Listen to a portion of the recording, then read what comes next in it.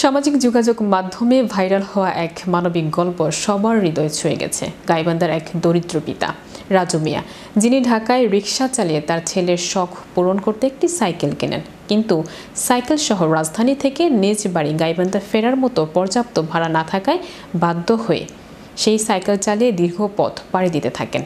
রাজু মিয়ার এই আত্মত্যাগ ও ভালোবাসার কাহিনী দেখে আবেগ আপ্লুত হন সৌদি আরব প্রবাসী ও ইকরা সুন্নাহ ফাউন্ডেশনের প্রতিষ্ঠাতা চেয়ারম্যান আব্দুল মতিন মৃধা।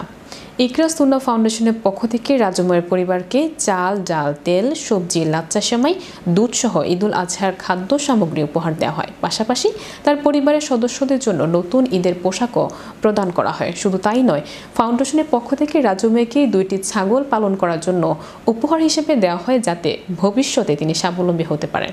এমন সহায়তা পেয়ে রাজু মিয়ার পরিবারের সবাই খুব খুশি হয়েছেন। আমি আর দুঃখে তো কি বলবো, আমার সৈদি যে ভাই আছে, এই সৈদি ভাই আমার অনেক উপকার অরক প্রসঙ্গ, আমার এই খবর শুনিয়া আবাক দেখিয়া অসুস্থ এরকম সিস্টেম দেখিয়া আমাকে সে ছাগল ও চাল ও কাঁচামাল ও কাপড় চোপড় অল ফ্যামিলি আমার উনি যেটুকু শান্তি করছে এবং সুযোগ দিছে, এটাই আমাদের বেশি অত্যন্ত ঈদ মুসলিমের জন্য আমরা কামনা করছি। আমাদের ফ্যামিলি সব অল কয়েকজনে ওনার ছেলের সঙ্গে আমি কথা বলেছি, উনি সাইকেল পেয়ে খুবই আনন্দিত।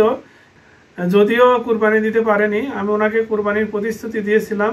উনি বলতেছিলেন যে আমাকে যদি কুরবানি নয়, যদি ছাগল দেওয়া হয় তাহলে যেন লালন পালনের জন্য দেওয়া হয়।